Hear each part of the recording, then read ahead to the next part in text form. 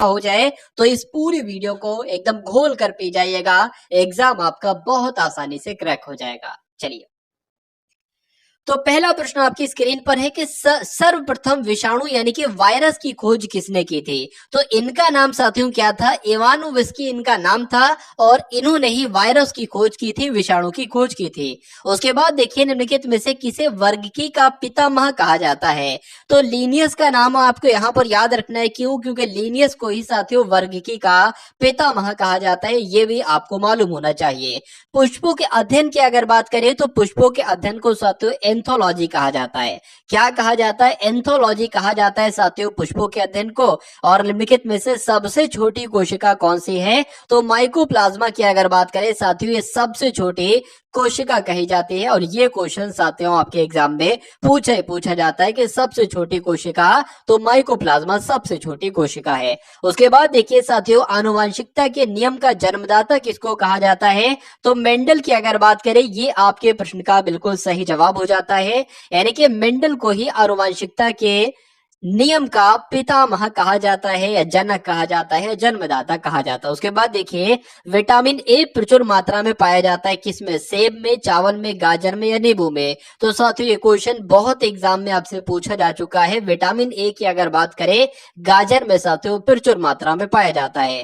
किस वैज्ञानिक ने सबसे पहले आवर्त सारणी का निर्माण किया? बताइए। देखिए, सबसे पहले अगर किसने आवर्त सारणी का निर्माण किया, तो मेंडलीव आपको लगाना, ये पॉइंट आपको साथियों मालूम होना चाहिए। उसके बाद देखिए, आधुनिक आवर्त नियम का प्रतिपादन किसने किया? यहां पर इससे पहले आपसे पूछा गया था कि जो सबसे पहले आवर्त सारणी का निर्माण किया गया वो किसके द्वारा किया गया? मेंडलीव के द्वारा किया गया। लेकिन अगर आपसे पूछा जाए आधुनिक आवर्त नियम का प्रतिपादन किसने किया, तो मोसले ने किया। इन दोनों के नाम आपको मालूम होना चाहिए, मेंडलीव ने क्या किया और मोसले ने क्या किया। उसके बाद देखिए, भूरा कोयला की अगर बात करें, यानी कि ब्राउन कोल की अगर बात करें, इसके नाम से साथियों किसे जाना जाता है? यानी कि किस प्रकार के कोयले को भूरा कोयला कहा जाता है? तो लिग्नाइट, आप लोग ध्यान रखेंगे, लिग्नाइट के नाम से जाना जाता है भूरा कोयला, ये आपको मालूम होना चाहिए। आंसर आपका बी के साथ जाएगा।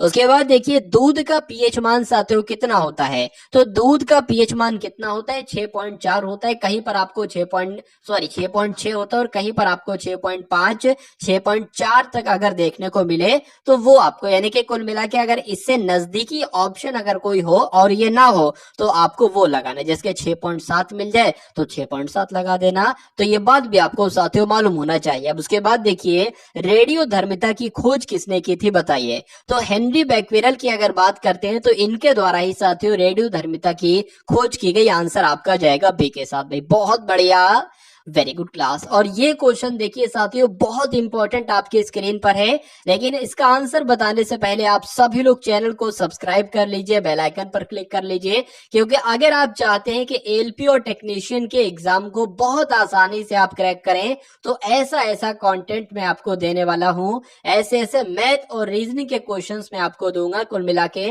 इतना आपको एक्सपर्ट बना दूंगा मैथ और रीजनिंग में कि साथियों पूरे, यानी कि 100% आप बिल्कुल सही सवाल करेंगे और 100% एक्यूरेसी के साथ ही करेंगे।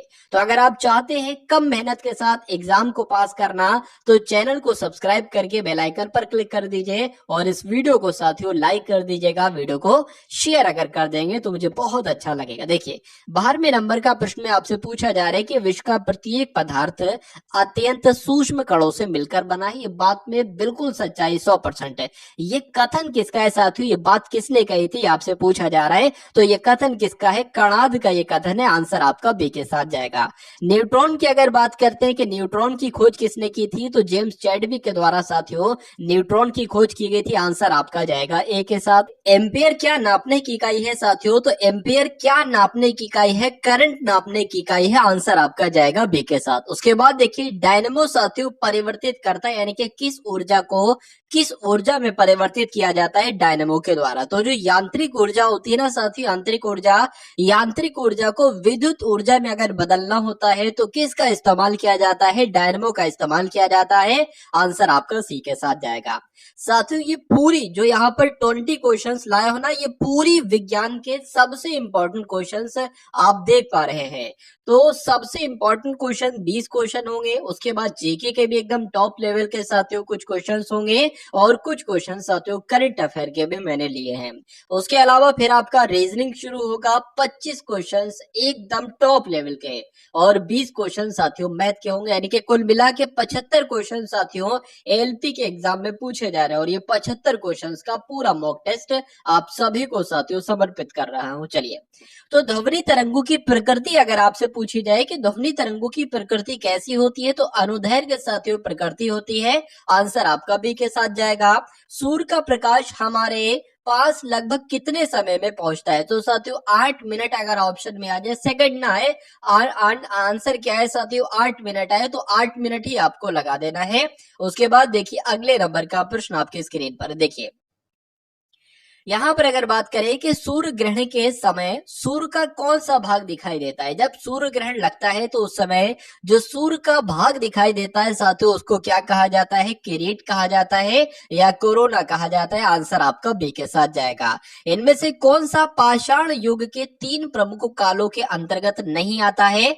तो नहीं आता है साथियों, देखिए आपने सुना होगा कि पुरा पाषाण काल भी होता है, उसके अलावा नव पाषाण काल भी होता है, और मध्य पाषाण काल भी होता है, लेकिन ताम्र पाषाण काल नहीं होता है। अब नहीं होता है तो यही आपका बिल्कुल सही जवाब हो जाता है। बहुत बढ़िया, very good class. Gautam Buddha ने अपना पहला उपदेश जो दिया था साथियों, वो कहां पर दिया था? वो सारनाथ में दिया था। आंसर आपका सी के साथ जाएगा। उसके बाद देखिए दिल्ली सल्तनत का सबसे बड़ा विस्तार किसके शासन काल में देखा गया? बहुत इंपॉर्टेंट क्वेश्चन है, यानी कि ऐसे कौन से शासक थे जिनका सबसे बड़ा शासन काल था दिल्ली सल्तनत में? तो मोहम्मद बिन तुगलक की अगर बात करते हैं साथियों, इनका सबसे लंबा शासन काल था दिल्ली सल्तनत में। आंसर आपका ए के साथ जाएगा। उसके बाद देखिए अगला प्रश्न है कि भारतीय राष्ट्रीय कांग्रेस के पहले यूरोपीय अध्यक्ष कौन थे? तो पहले यूरोपीय अध्यक्ष की अगर बात करें तो जॉर्ज यूले ही साथियों यूरोपीय अध्यक्ष थे पहले भारतीय राष्ट्रीय कांग्रेस के। इनमें से किसे भारत सरकार का पहला विधि अधिकारी माना जाता है? जो अटॉर्नी जनरल होते हैं ना साथियों, अटॉर्नी जनरल यानी कि महान्यायवादी, इनको ही माना जाता है भारत सरकार का पहला विधि अधिकारी। उसके बाद देखिए अगला प्रश्न है डांडिया की अगर बात करते हैं, नाम आपने बहुत सुन रखा होगा। तो भारत के किस राज्य का ये एक पारंपरिक लोक नृत्य है? तो ये लोक नृत्य तो गुजरात में किया जाता है। डांडिया नाम का लोक नृत्य कहां पर किया जाता है? गुजरात में किया जाता है साथियों, आपको मालूम होना चाहिए। अब उसके बाद देखिए रेलवे बोर्ड के वर्तमान अध्यक्ष कौन है? तो रेलवे बोर्ड के वर्तमान अध्यक्ष की अगर बात करते हैं तो जय वर्मा सिन्हा कौन है? रेलवे बोर्ड के अध्यक्ष हैं। चलिए, तो कुल मिला के साथियों रेलवे का ही आपका एग्जाम है, आरआरबी का ही आपका एग्जाम है, तो ये क्वेश्चन आपसे पूछा जा सकता है, आप लोग ध्यान रखेंगे। उसके बाद देखिए अब कुछ चुनिंदा क्वेश्चन आप लोग देखेंगे करंट अफेयर के, जो आपके एग्जाम में आपको डायरेक्ट देखने को मिलेंगे। ये क्वेश्चन बहुत इंपॉर्टेंट था कि मुख्यमंत्रियों की एक तरीके से लोकप्रियता रेटिंग जारी की गई है, तो इसमें सबसे पहले नंबर पर साथियों कौन से मुख्यमंत्री आए हैं? तो नवीन पटनायक पहले नंबर पर आए हैं। पहले नंबर पर तो ये हो गए योगी आदित्यनाथ जी साथियों दूसरे नंबर पर आए हैं, और हेमंत बिस्वा जी की अगर बात करें तो ये तीसरे नंबर पर आए हैं। उसके बाद देखिए हाल ही में किस राज्य के मुख्यमंत्री ने वन मित्र योजना शुरू की है? तो वन मित्र योजना की अगर बात करें हरियाणा सरकार के द्वारा वन मित्र योजना शुरू की गई है। आंसर आपका सी के साथ जाएगा। उसके बाद देखिए साथियों सुतूर यात्रा महोत्सव 2024 ये कहां पर शुरू हुआ है? तो ये कहां पर शुरू हुआ है साथियों बताने की कोशिश करेंगे आप सब लोग। देखिए और बताइए साथियों सही जवाब आपका यहाँ पर क्या हो सकता है, बताइए। तो ध्यान रखेंगे साथियों कर्नाटक आपके इस प्रश्न का बिल्कुल सही जवाब हो जाएगा, यानी कि सुतूर यात्रा महोत्सव 2024 ये कर्नाटक में ही शुरू की गई है। हाल ही में अलेक्जेंडर स्टब ने किस देश के राष्ट्रपति का चुनाव जीता है? यानी कि फिनलैंड की अगर बात करते हैं तो पूछा जाए फिनलैंड के राष्ट्रपति किसको बनाया गया है? तो अलेक्जेंडर स्टब जो है ना ये फिनलैंड के राष्ट्रपति बने हैं, आपको मालूम होना चाहिए। आंसर आपका जाएगा ए के साथ। अब उसके बाद देखिए अगले नंबर का प्रश्न है, इसके बाद से साथियों मैथ और रीजनिंग के क्वेश्चंस आपके शुरू हो जाएंगे। निम्नलिखित में से किस क्षेत्र में सार्वजनिक उपलब्धि के लिए भारत सरकार द्वारा अर्जुन पुरस्कार दिया जाता है? अर्जुन पुरस्कार किस क्षेत्र में दिया जाता है? तो खेल के क्षेत्र में साथियों अर्जुन पुरस्कार दिया जाता है, इसलिए आंसर आपका जाएगा ऑप्शन नंबर सी के साथ। भाई बहुत बढ़िया, वेरी गुड क्लास। तो अब साथियों आप लोग देखेंगे 25 क्वेश्चंस रीजनिंग के, और देखिएगा कि इन 25 क्वेश्चन अगर ऐसे ही 25 क्वेश्चन आपके एग्जाम में आ जाते हैं, रियल एग्जाम में आ जाते हैं, तो कितना स्कोर आपका हो पाता है, कितने क्वेश्चन आप 25 में से बिल्कुल सही कर पाते हैं। तो रीजनिंग का पहला सवाल आपकी स्क्रीन पर है कि वो आरेख आपको चुनना है जो कॉलेज के छात्रों गायकों और नर्तकों के बीच संबंध का सही निरूपण करता है। देखिए और बताइए सही जवाब आपका क्या होगा। कॉलेज के छात्र का है ना, मान लेते हैं साथियों क्या हो जाएंगे, आपके कॉलेज के छात्र हो जाएंगे।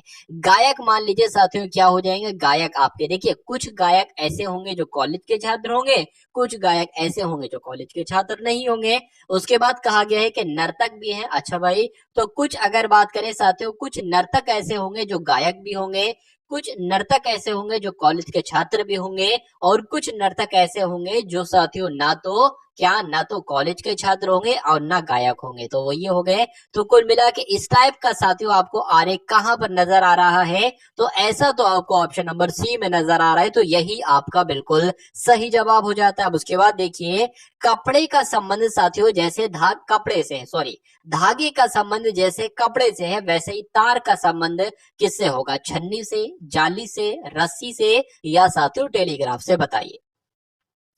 देखिए एक तरीके से यहाँ पर अगर बात करें तो धागों से ही कपड़ा बनाया जाता है, ठीक है। तो तार से क्या बनता है? तार से छन्नी बनती है।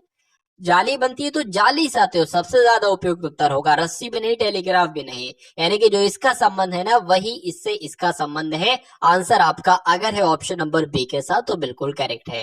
अब एक और देख लीजिए उसके बाद कि कैंची और कपड़े का वही संबंध है जो पत्थर और ग्राइंडर का है, या कुल्हाड़ी और लकड़ी का है, या छुरी और पत्थर का है, या बंदूक और शिकार का है। मैं कह सकता हूं साथियों, कैंची से कपड़ा काटा जाता है और कुल्हाड़ी से लकड़ी काटी जाती है। तो कुल मिला के जो यहाँ पर संबंध है वही संबंध ऑप्शन नंबर बी में है, तो यही आपका बिल्कुल सही जवाब हो जाता है। अब उसके बाद देखिए अगले नंबर का प्रश्न आपकी स्क्रीन पर है। देखिए यहाँ पर अगर बात करें EGIK को क्या लिखा जाता है? FILO लिखा जाता है। तो FHJL को क्या लिखा जाएगा? ऑप्शन नंबर ए वाला, बी वाला, सी वाला, या डी वाला? तो इसको करने के लिए साथियों आपको मालूम होना चाहिए लेटर पोजीशन। जैसे अगर बात करें ए की पोजीशन 1 पर होती है, बी की अगर बात करें साथियों 2 पर होती है, और सी की जो होती है वो 3 पर होती है, और डी की साथियों 4 पर होती है। उसी प्रकार वाई की जब हम बात करें तो वाई 25 पर होता है। जेड की अगर बात करें तो जेड आपका 26 पर होता है। ये ए से लेकर जेड तक आपको मालूम होना चाहिए कि कौन सा लेटर कौन से नंबर पर आता है। देखिए ई की अगर बात करें तो ये 5 पर आता है, जी 7 पर आता है, आई 9 पर आता है, के 11 पर आता है। एफ की बात करें 6 पर आता है, आई 9 पर आता है, एल 12 पर आता है, ओ 15 पर आता है। अब यहाँ पर देख लीजिए कैसे क्या हुआ। देखिए 5 से 6 हुआ है, 1 घटाया गया है, 1 बढ़ाया गया, 5 से 6 हुआ है, 7 से 9 हुआ है साथियों, 2 बढ़ाया गया है, 9 से 12 3 बढ़ाया गया, 11 से 15 4 बढ़ाया गया। तो सबसे पहले 1 बढ़ाएंगे ना, तो एफ के बाद साथियों क्या आता है? जी आता है। एच 8 पर होता है, 2 बढ़ाएंगे यानी कि 10, जे आ जाएगा 10 पर। और यहाँ पर कितना बढ़ेगा? अगर बात करें जे की बात करें तो 3 बढ़ेगा ना, तो 13 पर एम आता है, और यहाँ पर 4 बढ़ेगा यानी कि यहाँ पर कुल मिला के पी आ जाएगा। एल क्योंकि 12 पर होता है, और 4 बढ़ाओगे इसमें साथियों तो आपका 16 आ जाएगा, 16 यानी कि पी आ जाएगा। तो GJMP कहां पर लिखा हुआ है? GJMP ऑप्शन नंबर डी में लिखा हुआ है, तो यही आपका बिल्कुल सही और बिल्कुल सटीक जवाब हो जाता है। देखिए अब उसके बाद देखिए साथियों के 371 को 150 लिखा जा सकता है, तो 468 को क्या लिखा जाएगा? 247, 357, 246 या 345? चलिए तो यहाँ पर अगर बात करें, देखिए एग्जामिनर ऐसा क्वेश्चन आपसे डाल देगा। अब यहाँ पर इंसान की अगर बात करें तो देखिए सबसे पहले अगर बात करें कि ऐसा तो नहीं, इनका डिफरेंस और इनका डिफरेंस यानी कि इन दोनों को घटाओ तो वो जो नंबर आए वही इनको और आंसर में से घटाने पर है। देख लेते हैं साथियों कितना। अगर बात करें तो 371 लिखा हुआ है, 150 लिखा हुआ है, 1 आएगा, 2 आएगा, 2 आएगा। तो क्या साथियों अगर बात करें, देखिए 221 इसमें से घटाया है तो 150 आए। क्या 221 इसमें से घटाने पर हमें कोई ऑप्शन वाला मिल रहा है या नहीं मिल रहा है? क्या 247 कहीं पर साथियों ऑप्शन में लिखा हुआ है? तो बिल्कुल लिखा हुआ है साथियों। आंसर आपका जो जाएगा वो ऑप्शन नंबर ए के साथ जाएगा। उसके बाद अगर बात करें, देखिए क्या कोई और लॉजिक यहाँ पर लग रहा है इसको करने का? देखिए मुझे ऐसा लग रहा है कि यहाँ पर 2 को घटाया गया, यहाँ पर 2 को घटाया गया, तो यहाँ पर अगर 2 को घटाओगे तो 2 आ जाएगा, यहाँ पर 2 को घटाओगे तो 4 आ जाएगा। और अगर बात करें इसमें साथियों 1 घटाया गया है, तो इसमें भी जब 1 घटाएंगे तो यहाँ पर 7 आ जाएगा। तो ऐसे भी 247 आ रहा है और डिफरेंस एक निकाला था, वैसे भी 247 ही आ रहा था। तो कुल मिला के जिन्होंने भी यहाँ पर ऑप्शन नंबर ए का चयन किया था तो सभी का आंसर बिल्कुल करेक्ट हो जाता भाई। बहुत बढ़िया, वेरी गुड क्लास। साथियों अगर आप चाहते हैं कि इस बार आपका एएलपी में बहुत आराम से सिलेक्शन हो जाए तो ये डेली आपको साथियों एक मॉक टेस्ट दिया जाएगा एएलपी और टेक्नीशियन के लिए। मेरा मानना है साथियों अगर आप चाहते हैं सिलेक्शन लेना तो आपको सिलेक्शन मिलेगा। और ऐसा भी नहीं साथियों कि बहुत अथाह मेहनत आपको कराई जाएगी, आपको सिर्फ वही चीजें पढ़ाई जाएंगी, वही मैथ और कॉन्सेप्ट के क्वेश्चन साथियों आपको कराए जाएंगे, मैथ और रीजनिंग आपको कराई जाएगी जो एग्जाम के पॉइंट ऑफ व्यू से सबसे इंपॉर्टेंट है और एग्जाम में हर बार आपसे पूछा जाता है, वो क्वेश्चन आपको साथियों करवाए जाएंगे। तो आपको बहुत ज्यादा टेंशन नहीं लेना है साथियों, बहुत ज्यादा टेंशन नहीं लेना, आपको सिर्फ वही चीजें पढ़ना है जो एग्जाम में आपसे पूछे जाती हैं। चलिए तो साथियों चैनल को आप सभी लोग सब्सक्राइब करके बेल आइकन पर क्लिक कर लीजिए क्योंकि ऐसा मॉक टेस्ट आपको डेली देखने को मिलेगा। चलिए तो 36वें नंबर का प्रश्न है, कहा जा रहा है कि एक घड़ी में 1:30 हुआ है, कह सकते हैं एक घड़ी में 1:30 बज रहा है। यदि मिनट की सुई दक्षिण की ओर है तो घंटे की सुई किस दिशा में होगी? देखिए 4 दिशाएं मैं आपको बता देता हूं। आपसे अगर कोई कहे कि भैया पूरब की तरफ जाइए तो आप जा सकते हो, आपसे कोई कहे दक्षिण की तरफ जाइए आप जा सकते हो। पहले मैं आपको दिशा बता देता हूं। मान लीजिए आप कहां पर बैठे हैं, आप अपने एग्जाम हॉल में बैठे हैं, तो आपको क्या पता है कि किधर पूरब है, किधर उत्तर है, किधर दक्षिण है। तो मान लीजिए आप ये बैठे हो, आपका पूरब साथियों हमेशा इस तरफ होगा। उत्तर की अगर बात करें, उत्तर आपका हमेशा इस तरफ होगा। और दक्षिण की अगर बात करें, दक्षिण आपका साथियों हमेशा इस तरफ होगा। और पश्चिम की अगर बात करें आपका इस तरफ होगा। अगर मैं आपसे ये कहूं कि 5 किलोमीटर चलिए उत्तर पूरब की तरफ तो आप इधर चलेंगे। अगर मैं आपसे कहूं पश्चिम उत्तर की तरफ 2 किलोमीटर चलिए तो आप इधर चलेंगे। खैर ये तो मैंने आपको बतला दिया। चलिए अब दूसरी बात की अगर बात करें, देखिए अब पृष्ठ पर हम लोग आ जाते हैं। एक घड़ी में 1:30 बजा है, मान लीजिए साथियों ये क्या है, ये घड़ी है। तो अगर बात करते हैं ये आपका 1 हो जाएगा, ये 2 हो जाएगा, ठीक है ना, ये आपका 6 हो जाएगा। तो घंटे वाली सुई की अगर बात करें इधर होगी और मिनट वाली की सुई की बात करें इधर होगी, ठीक है ना। 1:30 बज रहा है, 1:30 बजा दिया हमने। उसके बाद लिखा है कि यदि मिनट की सुई दक्षिण की ओर है, मिनट की सुई दक्षिण की ओर है, वो तो दक्षिण की ओर है ही साथियों, उसमें कहना क्या है। तो घंटे की सुई किस दिशा में होगी? अब घंटे की सुई यानी कि ये इसकी दिशा क्या है, तो मैं आपको साथियों बता चुका हूं। अगर बात करें ऐसा आ जाए, आप यहां पर हो, ये दक्षिण है और ये क्या हो जाएगा, ये आपका पूर्व हो जाएगा, ये क्या हो जाएगा, ये उत्तर हो जाएगा। तो इस दिशा के बारे में पूछा गया है कि ये कौन सी दिशा है, तो ये तो उत्तर पूर्व है ना। तो उत्तर पूर्व ही आपका राइट आंसर हो जाएगा। और ये कौन से ऑप्शन में लिखा हुआ है? ऑप्शन नंबर डी में लिखा हुआ है। तो जिनका आंसर यहाँ पर ऑप्शन नंबर डी है तो बिल्कुल करेक्ट भाई, बहुत बढ़िया, वेरी गुड क्लास। चलिए अब उसके बाद देखिए अगले नंबर का साथियों सवाल आपकी स्क्रीन पर है, देखिए और बताइए सही जवाब आपका क्या होगा। कि यदि हवा को जल कहा जाए, जल को लाल कहा जाए, लाल को फल कहा जाए, फल को आम कहा जाए, तो मछली कहाँ रहेगी? देखिए मछली कहाँ रहती है? मछली रहती है जल में। मछली कहाँ रहती है? मछली रहती है जल में। और प्रश्न में जल को क्या कहा गया है? जल को क्या कहा गया है कि लिखा है ऐसा कहीं क्या? जल कहा जाए, जल को लाल कहा जाए, जल को साथियों लाल कहा जा गया है। तो लाल ही आपका बिल्कुल सही जवाब हो जाएगा। यानी कि लाल कौन से ऑप्शन में है? ऑप्शन नंबर सी में है। तो जिनका आंसर यहाँ पर सी है तो बिल्कुल करेक्ट है। अब उसके बाद देखिए अगला प्रश्न आपकी स्क्रीन पर है कि संजीव पूरब की ओर 50 मीटर चलता है।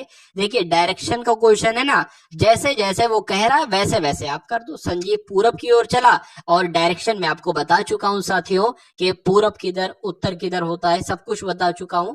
ठीक है, एक मैं आपको चीज और बता देता हूं। देखिए आपका जो साथियों सीधा हाथ होता है ना, सीधा हाथ अगर कहे कि दायां चलिए, दायां का मतलब होता है साथियों सीधा, और अगर मैं आपको बताऊं साथियों बायां आपसे कहा जाए ना तो आपको अपने उल्टे हाथ पर चलाना। ये 2 पॉइंट आपको और मालूम होना चाहिए।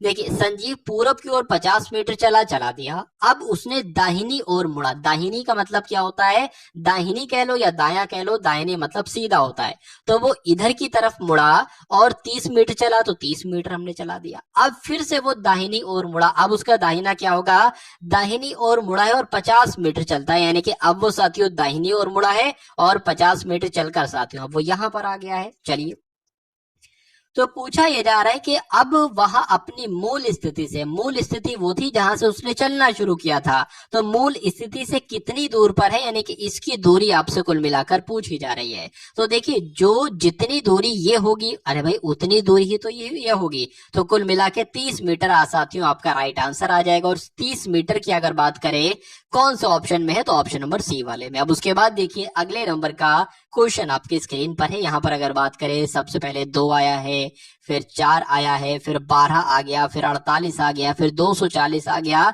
तो यहाँ पर आपको बताना है क्या आएगा। तो यहाँ पर अगर बात करें, देखिए मुझे ऐसा लग रहा है क्या कि 2 की किससे गुणा कराई जाए कि 4 आ जाए, तो 2 की 2 से गुणा कराई 4 आ गया, 4 की साथियों 3 से गुणा कराई तो 12 आ गया, 12 की 4 से गुणा कराई तो 48 आ गया, और क्या 48 की साथियों 5 से गुणा कराई जाए तो क्या 240 आता है, देख लीजिए 5 अट्ठे 40 हो जाएगा, और 5 चौक 20 और 4 आपका 24 हो जाएगा। तो बिल्कुल साथियों 240 आ गया। तो अब निश्चित तौर पर यह पक्का हो गया कि 240 की गुणा हमें 6 से करना पड़ेगी, तो 0 आ गया, 6 चौक आपका 24 हो गया, 6 दूना 12 और 2 आपका 14 हो गया। तो कुल मिला के यहाँ पर जो नंबर आएगा वो 1440 आएगा। तो क्या 1440 कहीं ऑप्शन में है, देख लेते हैं एक बार साथियों। ऑप्शन तो इसके गायब हो गए, ऑप्शन तो इसके गायब हो गए, कोई दिक्कत नहीं साथियों, 1440 ही आपका बिल्कुल सही जवाब हो जाता। भाई बहुत बढ़िया, वेरी गुड क्लास। चलिए अब उसके बाद देखिए अगले नंबर का प्रश्न आपकी स्क्रीन पर है कि उन छात्रों में से जिन्होंने कक्षा का टेस्ट उत्तीर्ण किया है, अभिषेक ऊपर से 70वां है। तो साथियों मान लेते हैं साथियों ये आपका आ गया, ये कौन, ये 70वां नंबर आ गया, और यहाँ पर कौन हो गया, यहाँ पर आपका अभिषेक हो गया, यानी कि इसकी जो रैंक है ना ऊपर से पहला दूसरा तीसरा ऐसे 70वां नंबर पर, 17 नंबर पर है, और नीचे से 31वां नंबर है। नीचे से इसका क्या नंबर है, नीचे से साथियों इसका 31वां नंबर है। कभी भी आपसे कहा जाए, मान लीजिए आपका नाम अभिषेक है, आपसे ये कहा जाता है कि आपकी ऊपर से जो रैंक है वो 17 है और नीचे से रैंक आपकी क्या है, 31 है। मुझे बताओ कि उस लिस्ट में कुल कितने लोग हैं, कुल कितने विद्यार्थी हैं। अगर आपसे साथियों ये पूछ लिया जाए तो पता आपको क्या करना है, इन दोनों संख्याओं को जोड़ दो, 17 प्लस 31 को जोड़ दो और उसमें से 1 घटा दो। तो जोड़ोगे साथियों तो कुल मिला के क्या आएगा, 7 और 1 आपका 8 आ जाएगा, और ये 4 आ जाएगा, 1 घटाओगे तो कितना आ जाएगा साथियों, 47 आ जाएगा। तो मैं कह सकता हूं कि उस लिस्ट में साथियों कितने लोग थे, 47 लोग थे। अच्छा अब कहा क्या जा रहा है ये भी देख लीजिए, अगर 8 छात्र फेल हो गए, अच्छा ये जो कहा गया ना कि उन छात्रों में से जिन्होंने कक्षा का टेस्ट पास किया है, उस वो नंबर है, ये जो निकल कर आए हैं ना, ये वो नंबर निकल कर आए जो कक्षा का टेस्ट पास किया है। उन लोगों में से अभिषेक ऊपर से 70वां है और नीचे से 31वां है, यानी कि कुल मिला के 47 लोग पास हुए हैं। उसके बाद कहा गया है कि अगर 8 छात्र फेल हो गए थे तो कक्षा में कुल कितने छात्र हैं। 47 में अभी फेल वाले छात्र नहीं ऐड हैं, लेकिन हाँ अब ऐड हो गए हैं। तो अगर बात करें इनको टोटल कर लीजिए साथियों, ये आपका 55 आ जाएगा। यानी कि मैं कह सकता हूं कि कुल मिला के जो छात्र हैं, फेल वाले भी और पास वाले भी, वो कितने हैं साथियों, वो 55 है, और 55 आपका ऑप्शन नंबर बी बिल्कुल सही जवाब हो जाता। भाई बहुत बढ़िया, वेरी गुड क्लास। किसी फोटो की ओर संकेत करते हुए विनोद ने कहा, यानी कि एक फोटो है, ठीक है, एक फोटो है मान लेते हैं साथियों, और इस फोटो की तरफ संकेत करते हुए विनोद कहते हैं कि वो मेरे दादा के एकमात्र बेटे। देखिए आपके दादा है, आपके दादा का एकमात्र बेटा कौन होंगे, आपके पिता ही तो होंगे। तो आपके पिता यानी कि आपके पिता की बेटी है, यानी कि ये जो है ना ये आपके पिता की बेटी है साथियों।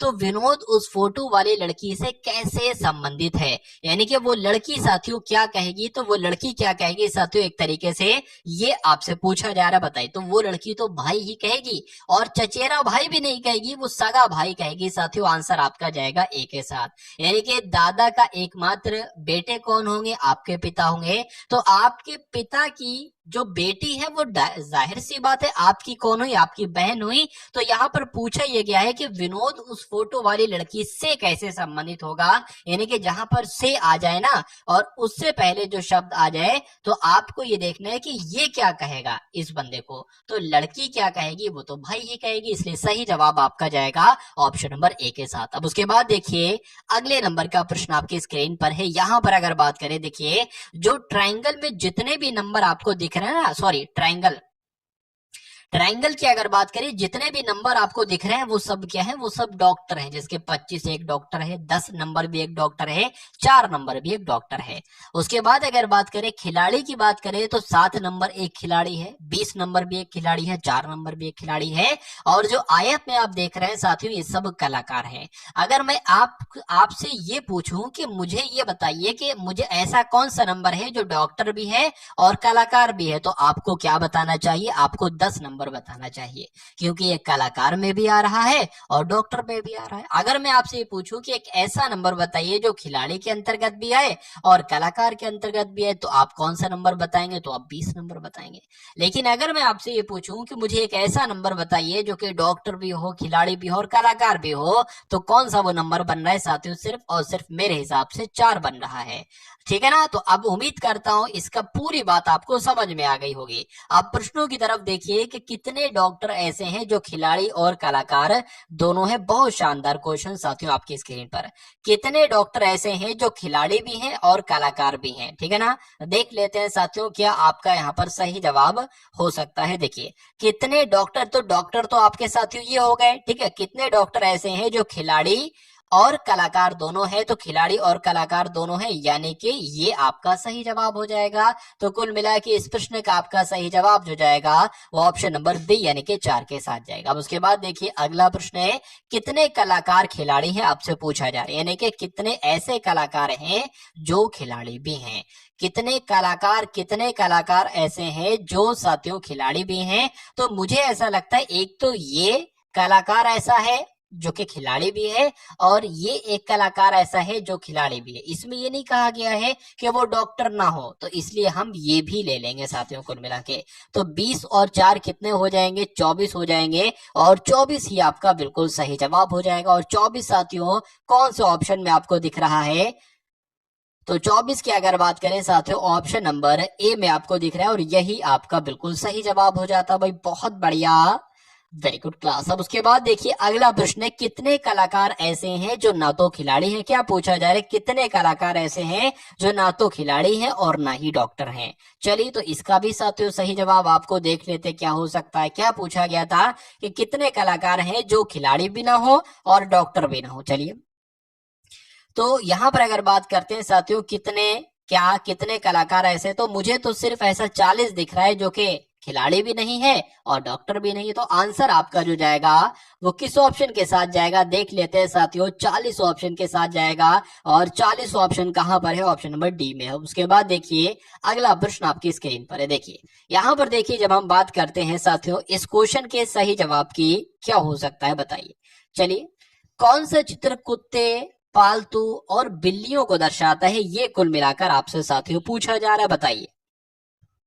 देखिए अगर मैं बात बताऊं आपको, कुत्ता, पालतू और बिल्ली, देखिए पालतू मान लेते हैं साथियों ये हो गया। तो पालतू के बाद अगर बात करते हैं साथियों, मान लीजिए साथियों ये आपका क्या हो जाएगा, यानी कि कुछ कुत्ते ऐसे हैं जो पालतू हैं लेकिन कुछ कुत्ते ऐसे हैं जो पालतू नहीं है।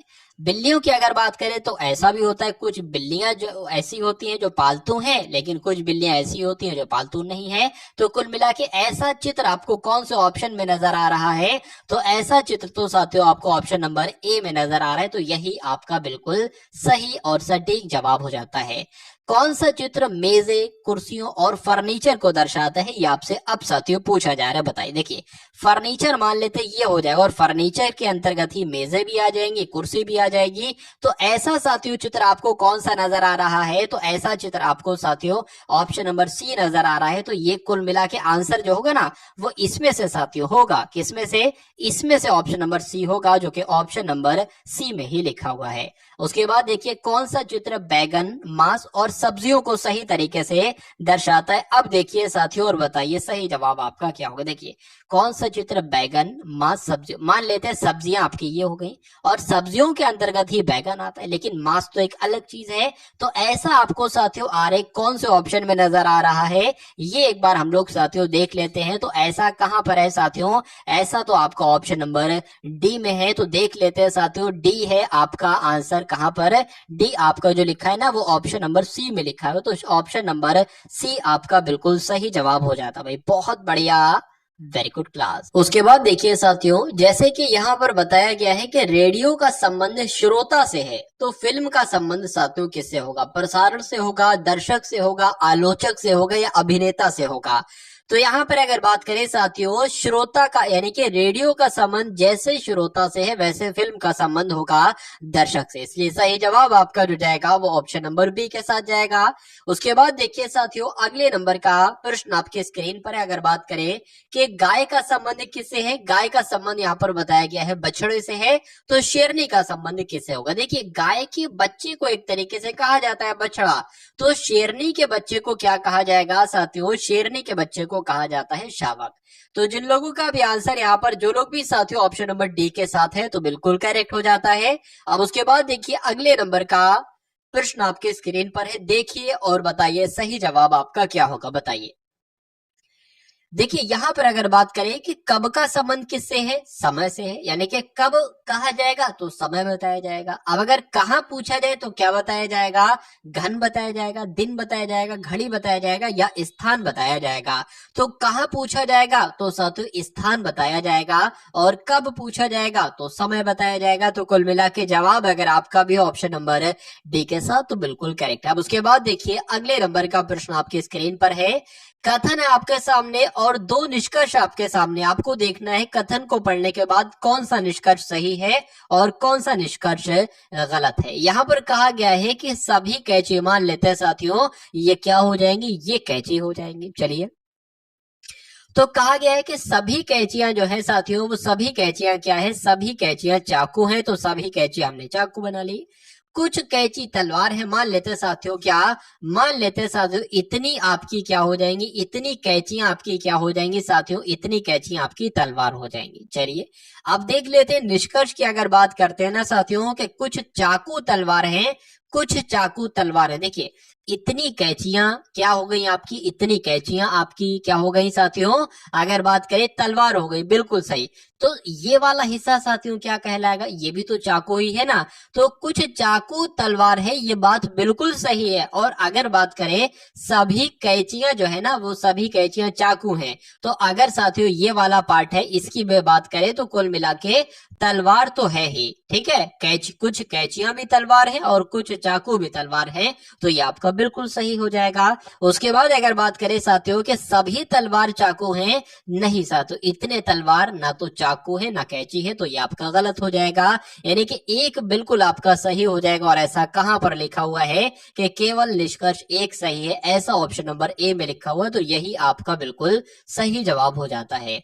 अब उसके बाद देखिए फिर से साथियों कथन आपके सामने है और कुछ निष्कर्ष आपको दिए गए हैं। यहाँ पर देखिए कथन आपके सामने साथियों ये है कि सभी तोप हथगोले हैं, तो ये आपके क्या हो जाएंगे, ये मान लीजिए तोप हो गई। और कहा यह गया है कि सभी तोप जो है वो क्या है, वो सभी तोप की अगर बात करें तो सभी तोप साथियों हथगोले हैं। उसके बाद कहा गया कि कुछ हथगोले क्या है, मान लेते हैं साथियों इतने हथगोले क्या हैं, इतने हथगोले साथियों आपके बंदूक हैं। तो कुछ हथगोले आपके क्या हो गए, बंदूक हो गए। निष्कर्ष की अगर बात करें कि कुछ हथगोले तोप हैं, तो कुछ हथगोले तोप हैं, बिल्कुल इतने हथगोले क्या हो जाएंगे, तोप है, ये बात बिल्कुल सही हो जाएगी। उसके बाद कहा गया है कि कुछ तोप बंदूक हैं, कुछ तोप क्या है साथियों, कुछ तोप बंदूक है, कुछ तोप बंदूक नहीं, ये तोप आपकी ये है और बंदूक आपकी ये है। अगर ये कहता कि कुछ हथगोले बंदूक हैं तो सही हो जाता, लेकिन कुछ तोप बंदूक नहीं है, तो ये आपका कुल मिला के गलत हो जाएगा। यानी कि यहाँ पर भी साथियों निष्कर्ष आपका जो सही होगा, यहाँ पर भी ऑप्शन नंबर ए वाला ही निष्कर्ष आपका सही हो जाएगा। आंसर जिनका भी ए है तो बिल्कुल करेक्ट भाई, बहुत बढ़िया, वेरी गुड क्लास। अब उसके बाद देखिए यहाँ पर अगर बात करें साथियों, आपसे पूछा जा रहा है कि 4 के सामने वाली फलक पर कौन सी संख्या आएगी, बताने की कोशिश कीजिए। 4 के सामने, यानी कि 4 के सामने देखिए, एक तो 4 ये यहाँ पर है और एक आपका 4 यहाँ पर है और एक 4 साथियों अगर बात करें एक आपका यहाँ पर है। अब देखिए इतनी सी अगर बात है कि 4 का विपरीत 1 भी नहीं हो सकता, 3 भी नहीं हो सकता, तो 1 भी नहीं हो सकता, 3 भी नहीं हो सकता। 4 के विपरीत साथियों 3 तो लिखा हुआ है, 2 नहीं हो सकता, तो 2 भी साथियों यहाँ पर ये भी कट हो जाएगा, 2 नहीं हो सकता। 4 का विपरीत साथियों 5 भी नहीं हो सकता और 4 का विपरीत 4 तो हो ही नहीं सकता। तो अब बचा क्या, देखिए 1 भी हो गया और 1 में साथियों जो होते हैं ना वो 1 से 6 तक नंबर होते हैं, तो 1 भी नहीं है, 2 भी नहीं है, 3 भी नहीं है, 4 भी नहीं है, 5 भी नहीं है, बचा क्या साथियों, बचा 6। तो मैं कह सकता हूं 4 का विपरीत जो होगा वो 6 होगा और 6 कौन से ऑप्शन में है, ऑप्शन नंबर बी में है, तो यही आपका बिल्कुल सही जवाब हो जाता है। यदि फलक के ऊपर, यानी कि यदि फलक के ऊपर 2 है, ठीक है, मतलब ऊपर को अगर 2 है तो सबसे नीचे क्या होगा, यानी कि 2 के सामने आपसे पूछा जा रहा है कौन सा नंबर आएगा, तो 2 के सामने अगर बात करें साथियों, देखिए यहाँ पर अगर बात करें 2 यहाँ पर है, 2 यहाँ पर है और कहीं पर 2 2 और कहीं पर है। अच्छा यहाँ पर एक चीज देखिए साथियों कि 4 3 यहाँ पर भी है और 4 3 यहाँ पर भी है, और पूछा आपसे जा रहा है साथियों, क्या आपसे पूछा गया था 2 का विपरीत क्या होगा, तो जाहिर सी बात है 2 का विपरीत 1 होगा। अगर 2 भुजाएं साथियों आपको मिल जाती है सेम सेम 4 3 और एक संख्या यहाँ पर होगी, एक संख्या यहाँ पर, कुल मिला के यहाँ पर होगी, तो अगर इसका 1 का विलोम पूछा जाता तो 2 होता और 2 का विलोम पूछा जाता तो 1 होगा। तो कुल मिला के अगर बात करें साथियों, इस सवाल का आंसर आपका जो जाएगा वो किस ऑप्शन के साथ जाएगा, यानी कि पूछा आपसे क्या गया था साथियों कि 2 का विपरीत क्या होगा, तो 2 का विपरीत होगा 1, और जिनका भी आंसर यहाँ पर डी है तो बिल्कुल करेक्ट भाई, बहुत बढ़िया, वेरी गुड क्लास। अब उसके बाद देखिए अगले नंबर का प्रश्न आपकी स्क्रीन पर है। अगर बात करें कि सरोज नीलम की सास है, क्या कहा गया है कि सरोज जो है ना साथियों ये नीलम की सास है। मान लेते हैं साथियों ये क्या है, ये नीलम है, ठीक है ना, ये नीलम है। अच्छा नीलम का यहाँ पर कोई पति होगा और इस पति की साथियों क्या है, इस पति की माँ है, माँ है, इनका नाम है साथियों सरोज। अरे भाई तभी तो होगा नीलम की सास, तभी तो हो पाएंगे सरोज। सरोज का कोई बेटा होगा, बेटे की ये बेबी होगी। उसके बाद कहा गया है कि नीलम सोनू की भाभी है, यानी कि जो नीलम है ना, नीलम ये सोनू की भाभी, यानी कि इसका इसका कोई भाई होगा जिसका नाम सोनू है, तभी तो भाभी होगी, तभी तो भाभी होगी। उसके बाद कहा गया है कि सोनू कुंवर का पुत्र है। सोनू जो है ना साथियों ये कुंवर का पुत्र है, सोनू कुंवर का पुत्र है। अच्छा अच्छा अच्छा समझ में आ गया। तो कुंवर साथियों यहाँ पर आ जाएंगे, यानी कि मैं कह सकता हूं कि सोनू कुंवर का पुत्र। देखिए सोनू की माता का नाम है सरोज, सोनू के पिता का नाम है कुंवर, और इन दोनों के 2 बच्चे हैं, एक तो ये है और एक ये है। कुल मिला के पूछा क्या जा रहा है कि सरोज का कुंवर से क्या संबंध है, यानी कि कुंवर क्या कहेगा सरोज को, तो कुंवर क्या कहेगा सरोज को, अरे भाई बेटी की बीवी है तो बहू ही तो कहेगा, बहू कहेगा साथियों ना, बहू कहेगा। अच्छा सरोज का कुंवर से, मुझे लगा नीलम से, मैं नीलम से निकाल, अगर आपसे ये कहा जाता कि कुंवर क्या कहेगा नीलम को तो बहू बताते आप, लेकिन पूछा ये जा रहा है कि सरोज का कुंवर से क्या संबंध है, यानी कि कुंवर क्या कहेगा सरोज को, तो कुंवर की पत्नी है सरोज साथियों। तो इसलिए सही जवाब आपका जो जाएगा वो ऑप्शन नंबर ए के साथ जाएगा, और जिनका भी आंसर यहाँ पर ए है तो बिल्कुल करेक्ट है। 9,000 की लागत से कांति ने एक व्यापार शुरू किया। 5 माह बाद इसी व्यापार में 8,000 की पूंजी लगाकर सुधाकर भी साझेदार बन गया। अंत में इस व्यापार में 6970 रुपए का लाभ हुआ। तो इस लाभ में सुधाकर को कितना लाभ मिला साथियों, ये कुल मिलाकर आपसे पूछा जा रहा है। देखिए कभी भी अगर बात करें कि 2 लोग हैं, एक ने अपना पैसा इतना लगाया और एक ने अपना पैसा इतना लगाया, जो दूसरा वाला आदमी है वो 5 माह के बाद आया, तो मैं कह सकता हूं कि इसका पैसा तो टोटल 12 महीने के लिए लगा, लेकिन ये 5 महीने के बाद आया ना, तो इसका पैसा 7 महीने के लिए लगा। तो यहाँ पर अगर बात करें साथियों, देखिए दो लोग हैं, एक तो कांता है और एक सुधाकर है। अगर बात करें, कांता ने अपना पैसा जो लगाया है वो 9,000 लगाया है, और सुधाकर ने अपना पैसा जो लगाया है वो 8,000 लगाया है। लेकिन इसका पैसा की बात करें 12 महीने के लिए लगा है, और इसके पैसे की अगर बात करें साथियों तो कितने, 7 महीने के लिए लगा है। अब पूछा जा रहा है कि इन दोनों का लाभ क्या होगा। देखिए, जितना पैसा जितने समय के लिए इन्होंने लगाया ना, और जितना पैसा इसने अपने समय के लिए लगाया, उसी का अनुपात, उन दोनों का अनुपात ही इनके लाभों का अनुपात होगा। तो इसका हम अनुपात देख लेते हैं, जो अनुपात आएगा वो इनके लाभों का अनुपात होगा। तो इन 3 जीरो से ये 3 जीरो कट जाएंगे। 12 की अगर बात करते हैं ना साथियों, 12 पंजे 60, 12 छंग 72, 12 सत्ते 84, 12 अट्ठे 96, 12 नीमा 108, यानी कि 108 यहाँ पर आ जाएगा और 7 अट्ठे 56 यहाँ पर आ जाएगी। इसको जब 2 से कट करेंगे ना, तो कुल मिला के अगर बात करें साथियों, क्या अनुपात यहाँ पर निकलेगा, यहाँ पर 5 आ जाएगा, 4 आ जाएगा, और यहाँ पर कितना आ जाएगा, 2 2 4, 2 अट्ठे 16 आ जाएगा। यहाँ पर अगर बात करते हैं साथियों 27 आ जाएगा, और यहाँ पर 14 आ जाएगा। तो 27-14 अनुपात निकलता है, कितना, 27-14, ठीक है ना। 27 और 14 अनुपात मिलता है, यानी कि अगर कांति की अगर बात करें लाभ 27 मिलता है, तो सुधाकर को 14 लाभ मिलेगा। अब कभी भी लाभों का अनुपात आपके पास हो और कुल लाभ आपके पास हो, तो दोनों इंसानों का आप लाभ बहुत आराम से निकाल सकते हैं। कैसे निकालेंगे, देखिए 6914 कुल लाभ है, निकालना किसका है, सुधाकर का लाभ निकालना है। सुधाकर का लाभ 14 है, तो 14 लिख लेंगे, और टोटल लाभ इनका कितना है वो लिख लेंगे। 7 4 11 हो जाएगा, और यहाँ पर बात करें 4 आ जाएगा। कुल मिला के इतनी बात आपको उम्मीद करता हूं समझ में आ गई होगी। अब इसको कैलकुलेट करा लीजिए, आंसर आपका आपके सामने आ जाएगा। 41 से कट करेंगे साथियों, 41 से कम 41 हो जाएगा।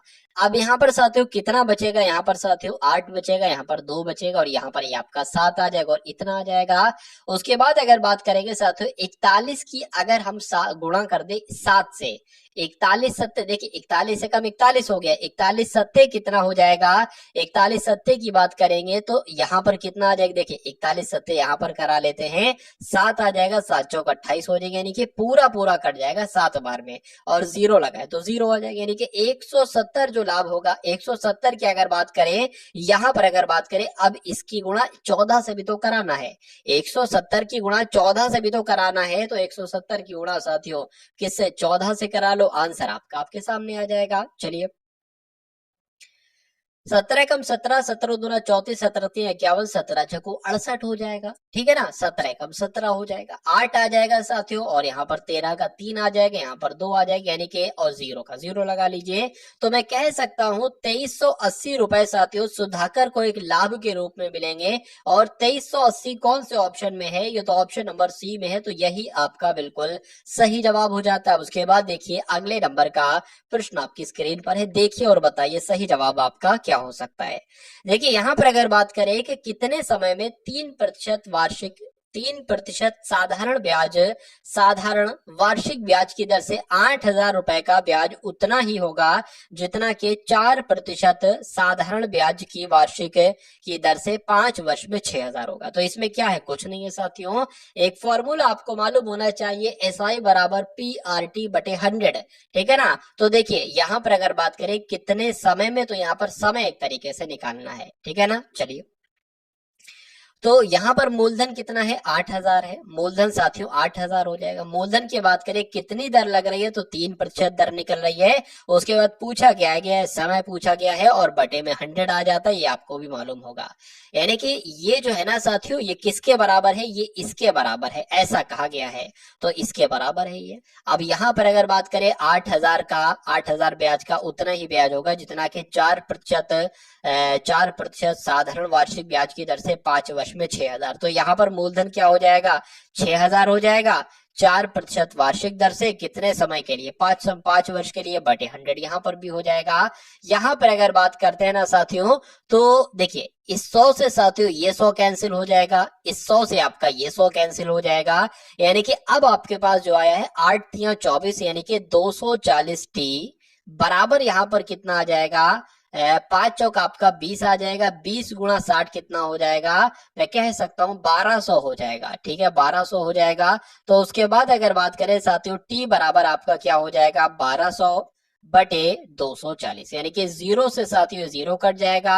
12 एकम 12, 12 दूना 24, 2 से कट करेंगे 5 आएगा, यानी कि जो टी बराबर निकलेगा वो कितना निकलेगा, वो साथियों 5 वर्ष निकलेगा। और यही आपका बिल्कुल सही जवाब हो जाएगा, जो कि कौन से ऑप्शन में है, ऑप्शन नंबर सी वाले में। बहुत बढ़िया, वेरी गुड क्लास। अब उसके बाद देखिए अगले नंबर का साथियों क्वेश्चन आपके स्क्रीन पर आ चुका है। यहां पर अगर बात करें, कहा जा रहा है कि किसी टंकी को एक नल 25 मिनट में भर सकता है, जबकि दूसरा नल 50 मिनट में उसको खाली कर देता है। यदि दोनों नलों को एक साथ खोल दिया जाता है तो टंकी कितने मिनट में भर जाती है। मान लेते हैं साथियों, ए जो है ना, ये 25 मिनट में उसको भर देता है, भरने के लिए प्लस लगा देंगे। और बी की अगर बात करें, ये उसको खाली कर रही है और 50 मिनट में खाली कर देती है। तो सबसे पहले मैं करूंगा एक ऐसा नंबर जो 25 के पहाड़े में भी आए और 50 के पहाड़े में भी। कितने बार में आता है, तो 25 दुना 50 और 50 एकम 50। ठीक है ना। तो अब मैं कह सकता हूं कि ए एक दिन में 2 पानी भरता है, बी एक दिन में 1 पानी खाली कर देता है। टोटल पानी कितना है, टोटल पानी 50 है। पूछा क्या गया था, तो टंकी कितने मिनट में भर जाएगी, टंकी को भरना है। देखिए दोनों को एक साथ चलाया जाता है, यानी कि एक ही दिन में 2 पानी भरता है और 1 पानी खाली हो जाता है। तो मैं कह सकता हूं साथियों, एक दिन में 1 पानी ही भरता है, 1 लीटर पानी ही भरता है, मैं कह सकता हूं। तो 50 किलो पानी भरने में कितने दिन लगेंगे, या ऐसा, अच्छा मिनट यहाँ पर दे रखा है, सॉरी। देखिए ए 1 मिनट में 2 पानी भरता है और बी 1 मिनट में 1 पानी खाली कर देता है। अब इन दोनों को एक साथ चला दिया जाता है, तो मैं कह सकता हूं साथियों, ए दोनों चलाया जाता है ना, तो 2 पानी तो भर रहा है 1 मिनट में, 1 पानी खाली हो रहा है, यानी कि 1 मिनट की अगर बात करते हैं तो 1 मिनट में 1 लीटर पानी भरता है। तो जाहिर सी बात है 50 लीटर पानी है, तो 50 लीटर पानी साथियों कितने मिनट में भर जाएगा, 50 मिनट में भर जाएगा। तो कुल मिला के सही जवाब आपका जो जाएगा वो ऑप्शन नंबर डी, यानी कि 50 मिनट के साथ जाएगा। और जिनका भी आंसर यहाँ पर ऑप्शन नंबर डी 50 मिनट आ चुका है, तो बिल्कुल करेक्ट भाई, बहुत बढ़िया, वेरी गुड क्लास। अब उसके बाद देखिए अगला प्रश्न है कि एक समांतर चतुर्भुज एक पार्श्व 14 सेंटीमीटर है। समांतर चतुर्भुज का जो एक पार्श्व है वो 14 सेंटीमीटर, विपरीत पार्श्व से उनकी दूरी 16 सेंटीमीटर है। समांतर चतुर्भुज का क्षेत्रफल निकालिए। देखिए कभी अगर ऐसा क्वेश्चन आपके सामने आ जाए, ये आपके साथियों नंबर्स दे रखे हों और कहा जाए समांतर चतुर्भुज का एक पार्श्व इतना है और विपरीत पार्श्व से उनकी दूरी इतनी है, तो समांतर चतुर्भुज का क्षेत्रफल बताइए। तो कुछ नहीं करना है, दोनों नंबर को आपस में गुणा करा देना है। तो 14 की गुणा साथियों जब हम 16 से करते हैं तो 6 चौक आपका 24 है, यहाँ पर 8 आ जाएगा, यहाँ पर 14 आ जाएगा, 14 ये और ये, यानी कि 240 वर्ग सेंटीमीटर आपका सही जवाब आ जाएगा, जो कौन से ऑप्शन में, ऑप्शन नंबर बी वाले में है। बहुत बढ़िया, वेरी गुड क्लास। अब उसके बाद देखिए अगले नंबर का प्रश्न आपके स्क्रीन पर आ चुका है। ये क्वेश्चन साथियों फेवरेट है, आरआरबी का ये क्वेश्चन फेवरेट है और ये क्वेश्चन साथियों आपके एग्जाम में पूछा ही पूछा जाता है, इसलिए बहुत ध्यान से इस टाइप के क्वेश्चंस को देखिएगा आप लोग। देखिए बहुत आसान लैंग्वेज में आपको समझाने वाला हूं इसको। एक थैली है, उसमें 25 पैसे के, 10 पैसे के, 5 पैसे के सिक्के पड़े हुए हैं। इसमें कहा गया अनुपात भी दे रखा है कि अगर 25 पैसे का सिक्का अगर एक है तो 10 पैसे के सिक्के 2 होंगे और 5 पैसे के सिक्के 3 होंगे, ऐसा कहा गया है। अगर कुल मान कितना है साथियों, तो यहाँ पर कुछ मिसिंग है। यहाँ पर अगर बात करें कुल मान कितना बताया जा रहा है साथियों, कुल मान की जो बात बताई गई है वो 0.30 बताई गई है। ठीक है ना, चलिए 30 बताई गई है। तो 5 पैसे के सिक्कों की संख्या क्या होगी, ये कुल मिलाकर आपसे पूछा जा रहा है। देखिए अब आपको कुछ नहीं करना है, सबसे पहले ये जो अनुपात लिखा हुआ है इसको हम लिख सकते हैं x अनुपात 2x अनुपात 3x, तो इसको लिख लीजिए। पहला काम आपको ये करना है, x अनुपात x 2x और 3x। अब मुझे एक बात बताइए, 1 रुपए में 25 पैसे के कितने सिक्के होंगे, 4 सिक्के होंगे ना, तो यहाँ पर क्या आ जाएगा, 4 आ जाएगा। यहाँ पर अगर बात करें 1 रुपए में 10 पैसे के कितने सिक्के होंगे, 10 होंगे ना, तो यहाँ पर 10 आ जाएगा। 1 रुपए में 5 पैसे के कितने सिक्के होंगे, 20 हो गए ना, तो यहाँ पर 20 आ जाएगा।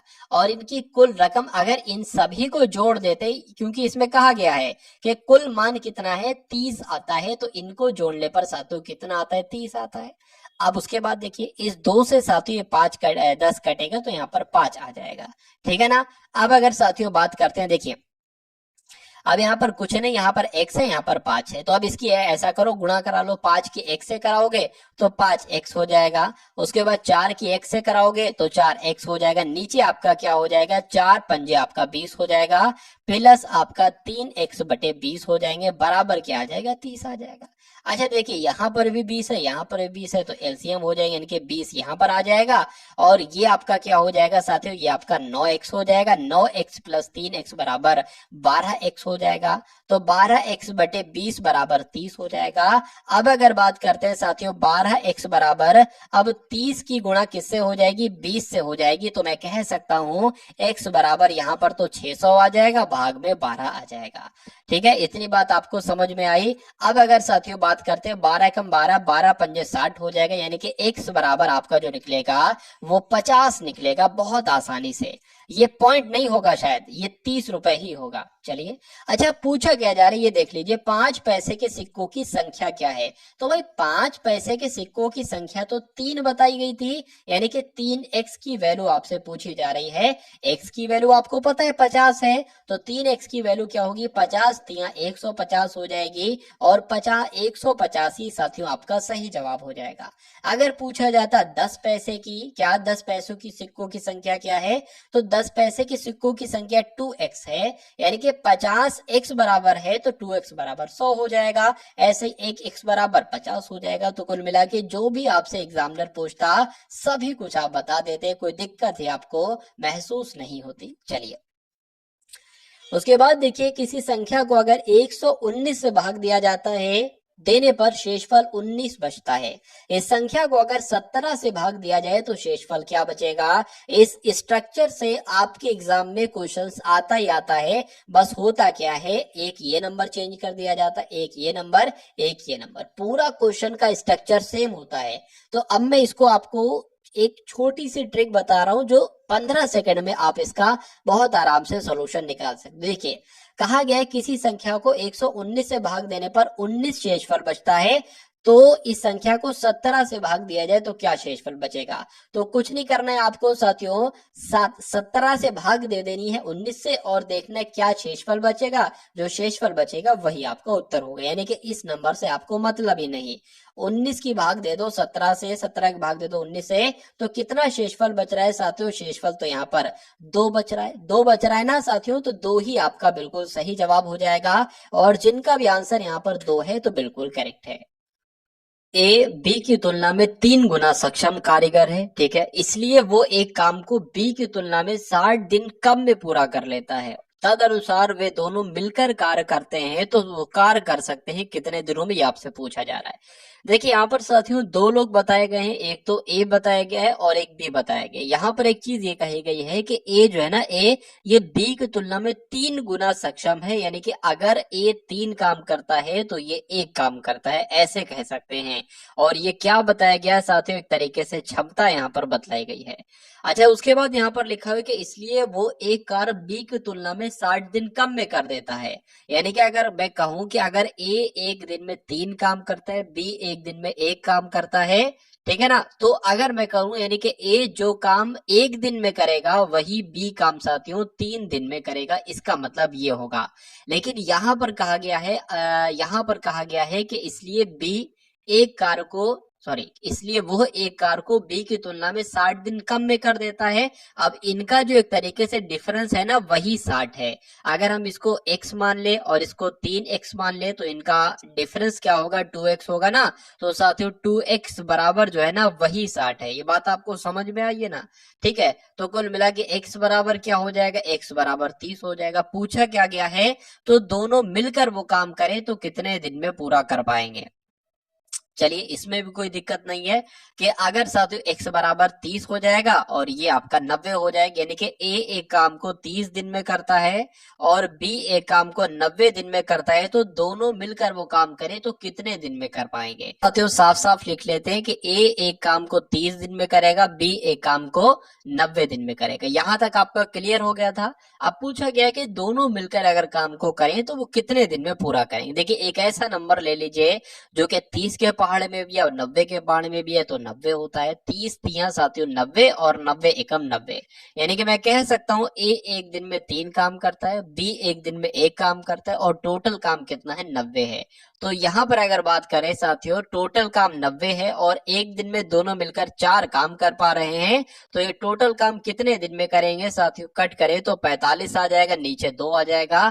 इसको अगर साथियों कट करें तो 2 दूना आपका 4 हो जाएगा, 2 दूना 4 हो जाएगा, 1 बचेगा यहाँ पर लग जाएगा, यानी कि 22.5 दिन लगेंगे उस काम को करने में। तो 22.5 साथियों कहाँ पर लिखा हुआ है, कौन से ऑप्शन में लिखा हुआ है साथियों। यहाँ पर अगर बात करें 22.5, देखिए यहाँ पर 22.5 आना चाहिए था, यानी कि कुल मिला के ऐसा करके कुछ होना चाहिए था, टाइपिंग मिस्टेक हो सकता हो गई हो। अब उसके बाद देखिए अगले नंबर का क्वेश्चन आपकी स्क्रीन पर है, देखिए और बताइए सही जवाब आपका क्या होगा। यहाँ पर अगर बात करें एक तांबे के तार को मोड़कर वर्गाकार बनाया जाता है जिसका क्षेत्रफल कितना है 121 सेंटीमीटर है। यदि उसी तार को मोड़कर एक वृत्त बनाया जाए तो उस वृत्त की त्रिज्या कितनी होगी। देखिए मान लेते एक तार है, ये क्या है, एक तार है, ये इस तार को मोड़कर एक वर्गाकार बनाया जाता है, यानी कि वर्ग आकार बनाया जाता है, एक वर्ग बनाया जाता है इस तार को मोड़कर। ठीक है, इसका क्षेत्रफल क्या है, देखिए इसको जब हम a मानते हैं तो इसको भी a मानते हैं, मतलब वर्ग की भुजा a मानेंगे, तो इसका क्षेत्रफल जो होता है ना वो a स्क्वायर होता है और a स्क्वायर कितना है 121 है। तो जब a स्क्वायर 121 है तो a बराबर 11 निकलेगा, बिल्कुल निकलेगा, यानी कि इसकी लंबाई 11 है, इसकी लंबाई 11 है, 11 है, 11 है। उसके बाद कहा गया है कि उसी तार को एक मोड़कर एक वृत्त, यानी कि इस तार को मोड़कर क्या बना लेते हैं, एक वृत्त बना लेते हैं। तो उस वृत्त की त्रिज्या आपसे पूछी जा रही है, क्या पूछी जा रही है, यानी कि r का मान आपसे कुल मिलाकर पूछा जा रहा है। देखिए इतना हम मान सकते हैं कि अगर बात करें मतलब एक तार को मोड़कर एक वर्ग बनाया जाता है, उसी तार को मोड़कर एक वृत्त बनाया जा सकता है, तो दोनों के परिमाप बराबर होते हैं। क्या वर्ग का भी परिमाप बराबर हो जाएगा और वृत्त का भी परिमाप बराबर हो जाएगा।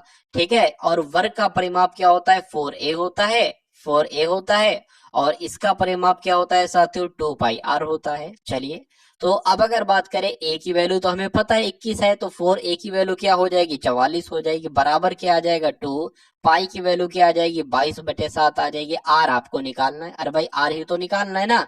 ठीक है, तो आर हम निकाल लेंगे। देखिए 22 दूना क्या हो जाएगा 44 हो जाएगा, तो 44 इधर 44 उधर आपके कट जाएंगे, इधर एक कहीं बचेगा तो 7 की गुणा इससे हो जाएगी, यानी कि आर बराबर जो आपका आएगा वो 7 आएगा। और आर क्या है साथियों, आर ही तो त्रिज्या है, और पूछा क्या गया था, पूछी भी साथियों त्रिज्या गई थी। तो 7 आपके इस प्रश्न का बिल्कुल सही जवाब हो जाता है। अब उसके बाद देखिए अगले नंबर का प्रश्न आपकी स्क्रीन पर है। वो सबसे छोटी संख्या ज्ञात कीजिए जिसे 15 से 20 से 36 से 48 से भाग देने पर हर बार 8 शेष बचे। कितना शेष बचे साथियों, 8 शेष बचे। 15 से भाग दे तब भी, 20 से भाग दे तब भी, 36 से भाग दे तब भी, 48 से भाग दे तब भी। देखिए यहाँ पर अगर बात करें इसको 15 से छोड़ी, इसको ऐसा करें 20 से अगर भाग देंगे तो ये पूरा पूरा विभाजित हो जाएगा, इसमें कुछ भी शेषफल नहीं बचेगा, इसलिए आंसर नहीं होगा। इसकी अगर बात करें इसको भी जब हम साथियों 20 से भाग देंगे ना तो ये पूरा पूरा कट जाएगा, कोई शेषफल नहीं बचेगा। लेकिन इसको 20 से भाग देंगे तो 8 शेषफल आएगा, 8 शेषफल आएगा। तो 15 से भाग देने पर भी 8 शेषफल आएगा, 36 से भी, 48 से भी। तो कुल मिला के आंसर आपका ऑप्शन नंबर बी हो जाता है। अब उसके बाद देखिए अगले नंबर का क्वेश्चन आपके स्क्रीन पर है, देखिए और बताइए साथियों सही जवाब क्या होगा। 3/8 है, 3/5 है, 2/3 है और 1/2 है, इसमें सबसे बड़ी भिन्न कौन सी है बताइए। देखिए अगर मान लेते हैं साथियों पहला क्या है, पहला 3/8 है, ठीक है ना, और दूसरा 3/5 है। अब सबसे पहले हम इसमें से देख लेते हैं कि ये वाला नंबर बड़ा है या ये वाला नंबर बड़ा है। ये कैसे पता करेंगे मालूम, मैं आपको बता देता हूँ। क्रॉस मल्टीप्लाई कराए, 5 3 आपका 15 हो जाएगा, 8 3 आपका 24 हो जाएगा। तो अब मुझे बताइए कौन सी संख्या बड़ी है। ये संख्या बड़ी है ना, तो ये संख्या बड़ी हो जाएगी किससे, इससे। तो कुल मिला के 3/8 आपका कैंसिल हो गया, ये छोटा है। अब हम साथियों किससे कर लेते हैं। अब अगर बात करें साथियों 3/5 को एक बार देख लेते हैं 2/3 से कि कौन सा बड़ा। ये तो कट हो गया, तो 3 3 आपका 9 हो गया, 5 दूना आपका 10 हो गया। कौन सी संख्या है, 2/3 बड़ी है। तो कुल मिला के साथियों ये भी आपका कट हो जाएगा, ये भी एक तरीके से छोटा है। अब हम देख लेते हैं 2/3 बड़ी है या 1/2 बड़ा है। 2 दूना 4 हो गया, 3 एकम 3 हो गया। क्या बड़ा है, ये बड़ा है साथियों। तो कुल मिला के सबसे बड़ा जो निकलेगा वो 2/3 निकलेगा। और 2/3 कौन से ऑप्शन में है, ऑप्शन नंबर सी वाले में है। तो यही आपका बिल्कुल सही जवाब हो जाता है। अब उसके बाद देखिए अगला प्रश्न आपकी स्क्रीन पर है, देखिए और बताइए सही जवाब क्या है। कि नीचे दी गई संख्याओं का प्रेक्षण करते हुए संबंधित वर्ग का चयन कीजिए। यानी कि ये 3 नंबर आपके सामने है, 8 है, 27 है, 125 है। ये क्या विषम संख्याएं हैं या अपरिमेय संख्याएं हैं या घनमूल संख्याएं हैं या वर्गमूल संख्याएं हैं। तो अगर बात करें साथियों ये किसी न किसी के साथियों घन लग रहे हैं, एक तरीके से घनमूल संख्या है ये किसका घन है। अगर इसकी बात करें साथियों तो ये आपका 2 का क्यूब है, ये 3 का क्यूब है, ये 5 का क्यूब है। तो ये घनमूल संख्या है, आंसर आपका जाएगा सी के साथ। चलिए अब उसके बाद देखिए अगले नंबर का प्रश्न आपके स्क्रीन पर है। यहां पर अगर बात करें कि निम्न में से 11 से विभाजित संख्याओं को विभेदित कीजिए। देखिए मान लेते हैं इसमें से आपसे पूछा जा रहा है कि कौन कौन सी संख्या 11 से विभाजित है। जैसे कि ए 1 हो गया, ये वैसे आगे लिखना चाहिए था। दूसरी ये संख्या बताया गया है, तीसरी ये संख्या, चौथी ये संख्या, पांचवी ये संख्या, छठी ये संख्या, ऐसे करके बताया गया है। तो कुल मिला के इसको अगर बात करें कि ये 11 से विभाजित होगी या 11 से विभाजित नहीं होगी। अगर 11 से विभाजित कोई संख्या है तो उसकी एक तरीके से ट्रिक होती है। क्या ट्रिक होती है वो मैं आपको बतला देता हूं। देखिए यहां पर अगर बात करें, देखिए अगर साथियों इसको मतलब इसको और इसको इस नंबर को और इसको तो अगर डिफरेंस करते हैं मतलब 2 और 5 7 हो जाएगा और 7 और 1 8 हो जाएगा। क्या दोनों का डिफरेंस अगर 0 आ रहा है ना तो वो 11 से विभाजित होगा, यानी कि ये संख्या 11 से विभाजित नहीं होगी।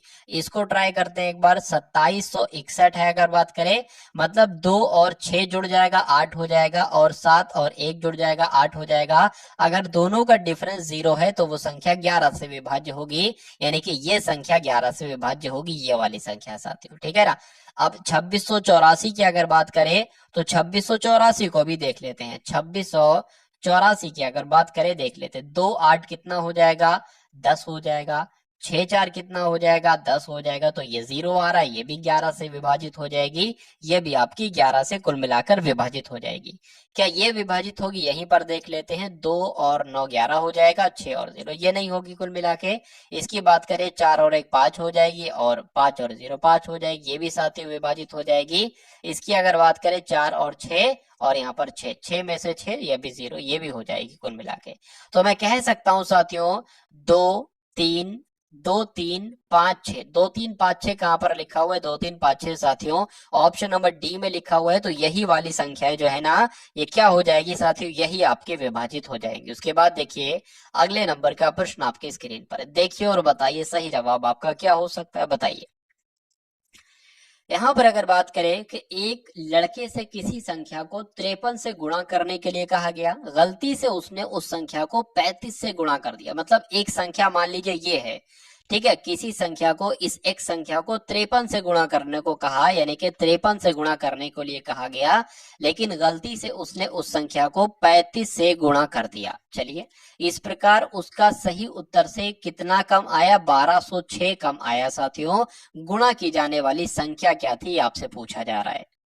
तो थोड़ा सा ध्यान लगाकर देखेंगे और आंसर तक आप पहुंच जाएंगे। ठीक है, मतलब उसने क्या किया है, उसने किया है इससे मतलब उस संख्या को 53 से गुणा करा दिया, कराना चाहिए था 35 से गुणा कराना चाहिए था। लेकिन अब अगर बात करें इन दोनों का जो डिफरेंस बताया गया है, अंतर बताया गया है 1206 एक तरीके से बताया गया है। तो 53x में से 35x जाएगा, कितना x बचेगा साथियों देख लेते हैं। x तो बचेगा, 13 में से 5 जाएगा साथियों, 8 बचेगा, और 4 में से ये इतना बचेगा, तो कुल मिला के 1206 आपका राइट आंसर है। राइट आंसर अभी थोड़ी ना, x बराबर 100 बात करें 1206 बटे क्या आ जाएगा 18, यहाँ पर कुल मिलाकर आ जाएगा। ठीक है ना। अगर बात करें 6 3 18 हो जाएगा, 6 दूना 12, 0 6 कम 6 हो जाएगा। अगर बात करें 3 6 18, 3 से 21 हो जाएगा, यानी कि x बराबर जो आएगा वो 67 आएगा। और x क्या था, x वो संख्या थी जिससे गुणा किया जा रहा था, और पूछा भी यही था आपसे कि गुणा की जाने वाली संख्या क्या है, तो 67 है। आंसर आपका बी के साथ जाएगा। एक व्यक्ति 2 घंटे में धारा के अनुदिश 26 किलोमीटर नाव चला सकता है, किंतु धारा के विपरीत वह केवल 14 किलोमीटर नाव चला सकता है। धारा की चाल आपसे पूछी जा रही है साथियों। देखिए, एक व्यक्ति 2 घंटे में धारा के अनुदिश 26 किलोमीटर नाव चला सकता है, यानी कि मैं कह सकता हूँ 1 घंटे की जो चाल की स्पीड होगी ना साथियों, मतलब चाल कितनी होगी 13 होगी। यार भाई ये 2 घंटे की लिखी है, तो 13 किलोमीटर मैं कह सकता हूँ, यानी कि जब वो धारा के साथ साथ जाता है, यानी कि जब वो अनुदिश जाता है धारा के साथ साथ, तो वो 13 किलोमीटर प्रति घंटा की स्पीड से जाता है। लेकिन जब वो साथियों क्या धारा के विपरीत जा रहा है, क्या जा रहा है, चाहते हो धारा के विपरीत जा रहा है। अब ये भी साथियों 2 घंटे की है, तो 1 घंटे की चाल क्या होगी, 7 किलोमीटर प्रति घंटा होगी। अब साथियों आपसे धारा की चाल पूछी जाए और आपने धारा के अनुदिश भी चाल निकाल ली, धारा के विपरीत भी चाल निकाल दी, यानी कि जब धारा के साथ साथ जा रहा हूँ नदी में तो 13 किलोमीटर प्रति घंटा की स्पीड से जा रहा हो, लेकिन जब वापस आ रहे हो साथियों तो 7 किलोमीटर प्रति घंटा की स्पीड से आ रहे हो, तो आपको क्या करना है साथियों, इन दोनों को एक तरीके से क्या करना है, घटाना है, यानी कि 13 माइनस 7 बटे 2 से भाग देना है। आपकी क्या निकल आएगी, धारा की चाल निकल आएगी। तो यहाँ पर 6 आएगा, यहाँ पर 2 आ जाएगी, यानी कि 3 क्या रहेगा आपका, ये धारा की चाल कहलाएगी साथियों, 3 किलोमीटर प्रति घंटा। तो 3 किलोमीटर प्रति घंटा आंसर आपका जाएगा बी के साथ। उसके बाद देखिए अगले नंबर का प्रश्न आपकी स्क्रीन पर है, देखिए और बताइए सही जवाब आपका क्या हो सकता है, बताइए। चलिए देखिए यहाँ पर अगर बात करें, एक टेलीविजन तथा धुलाई मशीन में से प्रत्येक को 12,500 में बेचा जाता है। यदि टेलीविजन को 30% लाभ पर तथा धुलाई मशीन को 30% हानि पर बेचा जाता है, तो कुल सौदे पर क्या हुआ, लाभ हुआ या हानि हुई। लाभ हुआ कितना हुआ, हानि हुई कितनी हुई। तो कुल मिला के देखिए ऐसे इसी स्ट्रक्चर का, सेम इसी स्ट्रक्चर का क्वेश्चन आपसे एग्जाम में हर बार पूछा जाता है। बस यहाँ पर टेलीविजन लिखा हुआ है, यहाँ पर धुलाई मशीन लिखा हुआ है, कुछ और चीजों के नाम यहाँ पर लिख दिए जाएंगे, और यहाँ पर एक कहा जाएगा कि प्रत्येक को जो बेचा जाता है 10,000 में, 15,000 में, 12,000 में बेचा जाता है। अब एक को बेचने पर लाभ होता है, वो 30% कह दे, कितने प्रतिशत भी कह दे, और दूसरी चीज को बेचने पर हानि होती है। तो आपको इससे कोई मतलब नहीं होना चाहिए, ये प्रतिशत सेम प्रतिशत होगा, आपको उसी प्रतिशत का स्क्वायर कर देना है, भाग दे देनी है 100 से, बस इतना काम आपको कराना है। 30 का स्क्वायर यानी कि 30 गुणा 30, और 100 यहाँ पर 100 आ जाएगा। अच्छा एक बात और मैं आपको बता दूं, अगर आपसे ऐसा सवाल कहा जाए ना और कहा जाए 30% का लाभ होता है पहले वस्तु बेचने पर, दूसरे वस्तु बेचने पर उतने प्रतिशत की हानि होती है, तो हमेशा क्या होगी इस प्रश्न में, इस प्रकार के प्रश्न में हमेशा हानि होगी। तो इन 2 जीरो से ये 2 जीरो कट जाएंगे, 9% बचेगा, और 9% क्या होगा, 9% हानि होगी। तो कहां पर साथियों ऐसा ऑप्शन है, ऑप्शन नंबर बी में है, और यही आपका बिल्कुल सही जवाब हो जाता है। उसके बाद देखिए अगले नंबर का प्रश्न आपकी स्क्रीन पर, यदि एक वर्ग के विकर्ण की लंबाई 20 सेंटीमीटर है। देखिए वर्ग क्या होता है, वर्ग ये होता है, विकर्ण क्या होता है, विकर्ण ये होता है, यानी कि इसकी लंबाई जो दी गई है वो 20 दी गई है। तो इसका परिमाप आपसे पूछा जा रहा है साथियों, इसका परिमाप क्या होगा बताइए। चलिए देखिए वर्ग का विकर्ण का एक फॉर्मूला होता है, वर्ग का विकर्ण का एक फॉर्मूला होता है, क्या होता है साथियों, a√2 होता है, a√2 होता है। अच्छा यहाँ पर वर्ग के विकर्ण की लंबाई दे रखी है 20 है, यानी कि 20 बराबर क्या हो जाएगा, a√2 हो जाएगा। अगर a की बात करें तो a की वैल्यू क्या आ जाएगी, 20 बटे, ठीक है ना, 20 बटे √2 यहाँ पर साथियों कुल मिलाकर आ जाएगी। ठीक है, इतनी बात आप समझ गए होंगे। चलिए अब अगर साथियों यहाँ पर बात करें, अब इसके बाद यहाँ पर हम लोग क्या कर सकते हैं। अब अगर बात करें इसका क्या पूछा गया है साथियों, देखिए इसका परिमाप पूछा गया। परिमाप मतलब क्या होता है, मान लेते हैं साथियों ये ए है तो ए ये हो जाएगा, ए ये हो जाएगा, ए ये हो जाएगा, ए ये हो जाएगा, तो 4a इसका क्या हो जाएगा, परिमाप हो जाएगा, ठीक है ना। परिमाप इसका क्या हो जाएगा, परिमाप इसका हो जाएगा 4a।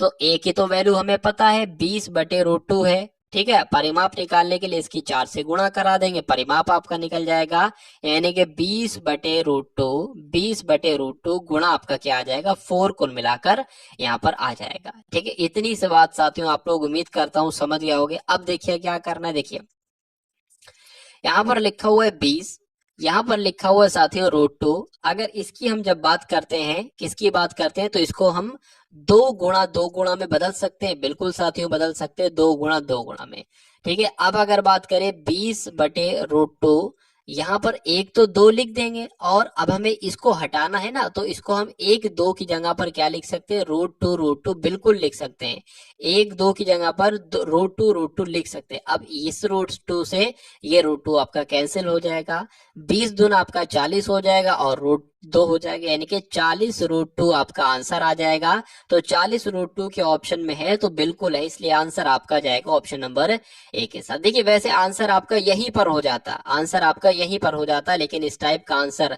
दे नहीं रखा था कि बटे में √2 हो, तो इसलिए हमें ऐसा करके एक कट करना पड़ा आंसर लाने के लिए। उसके बाद देखिए अगले नंबर का प्रश्न आपकी स्क्रीन पर है, देखिए यहाँ पर अगर साथियों बात करते हैं, देखिए जरा और बताइए क्या इसका सही जवाब हो सकता है कि साधारण ब्याज की किसी दर से 2005 वर्ष में 2600 हो जाता है, यदि ब्याज की दर पहली दर से 3% अधिक हो जाए तो उतने ही समय में उतनी ही धनराशि कितनी हो जाएगी। देखिए साधारण ब्याज की किसी दर से 2000 रुपए क्या कहा जा रहा है साथियों, देखिए यहाँ पर अगर साथियों बात करें तो सबसे पहले आप एक काम करते हो, एक काम क्या करो, देखिए पी भी आपको दे रखा है, पी कितना दे रखा है 2000 आपके पास पी है, आपके पास टी भी दे रखा है 5 वर्ष है, और कितना वर्ष में इतना हो जाता है साधारण ब्याज की किसी दर से, मतलब ए भी दे रखा है आपको कितना है 2600 कुल मिलाकर है। तो एसआई तो खुद ही पता चल जाएगा, अरे भाई 2000 था 2600 हो गया तो एसआई 600 तो आया, 600 तो आया कुल मिला के साथियों, 600 यहाँ पर कुल मिलाकर आ गया। अब कमी किसकी है, आर की कमी है, तो आर निकाल लो पहले। आर अगर बात करें क्या होता है साथियों, एस आई गुणा 100, एस आई गुणा 100 पी इंटू टी होता है। अब एस आई कितना है 600 है, गुणा 100 लग जाएगा, बटे पी क्या है, पी आपका साथियों 2000 है, और टी क्या है, टी आपका 5 है। तो कुल मिला के ये 3 0 यहाँ से, ये 2 0 यहाँ से, ये 1 0 यहाँ से, 2 की बात करें ये कट होगा 30 आ जाएगा, इससे कट करेंगे 6 आ जाएगा। कुल मिला के आर बराबर जो निकलेगा वो 6% निकलेगा, आर बराबर जो निकलेगा वो 6% निकलेगा। इसमें कहा गया है कि यदि ब्याज की दर दर से 3% अधिक हो जाती है, यानी कि ब्याज की दर 3 अधिक हो जाती है, यानी कि अब हम ब्याज की दर 9% रखेंगे कुल मिला के, ऐसा कहा गया है। तो उतने ही समय में उतनी ही राशि कितनी हो जाएगी, ये आपसे कुल मिलाकर पूछा जा रहा है। देखिए तो यहाँ पर अगर साथियों बात करें हम लोग, वो उतनी ही धनराशि कितनी हो जाएगी, ये कुल मिलाकर आपसे पूछा जा रहा है। तो यहाँ पर अब हमें एसआई निकाल लेना चाहिए। एसआई बराबर क्या होता है, एसआई निकालेंगे ना, और फिर पी तो आपके पास है मूलधन है, तो एसआई प्लस मूलधन जोड़ देंगे, हमें वो धनराशि मिल जाएगी। तो पी आर टी बटे 100 होता है साथियों। पी कितना है, पी तो हम वही रखेंगे 2000, पी वही रखेंगे साथियों 2000। आर कितना, अब आर हम 9 रखेंगे, और टी कितना था साथियों 5 वर्ष था। अब अगर बात करते हैं साथियों 2 0 नीचे, 2 0 से ये 2 0 कैंसिल हो जाएंगे, 9 पंजे 45 हो जाएंगे, 45 दूना आपके 90 हो जाएंगे, यानी कि कुल मिला के साथियों 900 आ जाएगा क्या, एसआई। और ए निकालना है ना, वो धनराशि कितनी हो जाएगी वो निकालना है, तो 2000 मूलधन था, 900 आपका ये हो जाएगा, तो कुल मिला के साथियों 2900 आपका वो धनराशि निकल कर आ जाएगी। 2900 कौन से ऑप्शन में है, ऑप्शन नंबर सी वाले में। और ए किसी काम को 40 दिन में करता है और बी उस काम को साथियों 20 दिन में करता है, ठीक है। तो दो लोग हैं साथियों, ए की अगर बात करें तो किसी काम को 40 दिन में करता है, और बी की अगर बात करें किसी काम को 20 दिन में करता है। ए द्वारा आरंभ करके वो बारी बारी से एक एक दिन कार्य करते हैं, किस दिन कार्य पूरा होगा ये आपसे कुल मिलाकर पूछा जा रहा है। देखिए सबसे पहला काम हमें ये करना होगा, एक ऐसा नंबर लेंगे जो 40 के पहाड़े में भी आए और 20 के पहाड़े में भी आए, तो 40 से कम 40 और 20 गुना आपका हो जाएगा ये। यानी कि ए एक दिन में एक काम करता है, बी एक दिन में दो काम करता है और टोटल काम 40 है। इसका मतलब ये होता है साथियों। अब यहाँ पर कहा जा रहा है कि ए द्वारा आरंभ करके बारी बारी से एक एक दिन कार्य करते हैं, यानी कि एक दिन ए करेगा फिर दूसरे दिन बी करेगा। तो 2 दिन में साथियों कितना काम हो पाएगा? 2 दिन में कितना काम हो पाएगा? 3 काम हो पाएगा। काम कितना करना है? 40 काम करना है। तो अगर साथियों इसकी 10 से गुणा कराई जाए यानी कि 30 काम हो गया। क्या कितना काम हो गया? 30 काम हो गया। 10 से गुणा कराएंगे ना तो इसकी भी साथियों एक तरीके से 10 से ही आपको क्या कराना पड़ेगी? एक तरीके से गुणा कराना पड़ेगी। ठीक है, या ऐसा करो 30 तो कम लग रहा है, ठीक है 30 कम लग रहा है, इसकी 12 से गुणा करो तो थोड़ा सा नजदीक आप पहुंच सकते हो। 12 से अगर गुणा कराई जाए तो नजदीक पहुंच सकते हो। यानी कि अगर साथियों 12 से जब हम इसकी गुणा कराएं तो 12 कम 12 24 36 हो जाएगा। तो यानी कि 3 से गुणा कराने पर 36 काम आपका हो गया है। 36 काम आपका हो गया है। इसकी भी 3 से गुणा कराना होगी साथियों, ठीक है ना। यहाँ पर मैं 12 लिख देता हूँ, 3 आ गया पता नहीं कैसे। तो 12 3 36 यानी कि 36 काम हो गया है। यहाँ पर भी 12 लिखना होगा 24 दिन में, यानी कि मैं कह सकता हूँ 24 दिन में जो काम हुआ है वो 36 काम हुआ है। अब 25वें दिन कौन काम करेगा? ये करेगा, यानी कि 25 दिन में साथियों कितना काम होगा? 37 काम होगा। 26वें दिन में कितना काम होगा? बी काम करेगा जो कि 2 करता है, तो 39 काम होगा। और 27वें दिन में सत्यो कितना काम हो जाएगा? 40 काम हो जाएगा। तो मैं कह सकता हूँ 27वें दिन साथियों पूरा ये काम हो जाएगा 40। तो 27